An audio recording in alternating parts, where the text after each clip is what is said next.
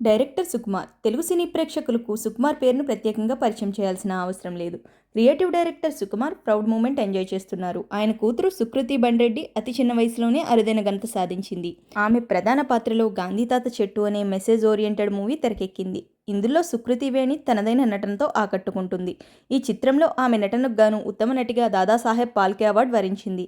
మంగళవారం ఢిల్లీలో జరిగిన ఈ అవార్డుల ప్రదానోత్సవ కార్యక్రమంలో సుకృతికి ఈ అవార్డును అందజేశారు. కాగా ప్రస్తుతం సుకృతి ఇంటర్నేషనల్ స్కూల్ ఆఫ్ హైదరాబాద్లో 8th క్లాస్ చదువుతుంది.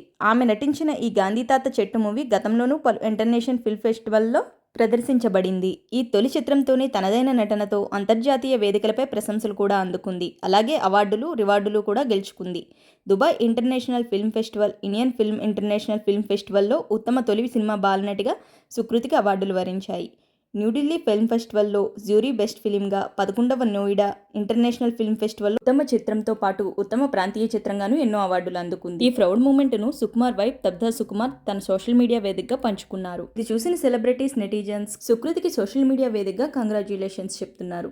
కూతురు చిన్న వయసులోనే చాలా పెద్ద ఘనత సాధించినందుకు చాలా సంతోషంగా ఉందని తబ్దా సుకుమార్ ఆనందం వ్యక్తం చేశారు.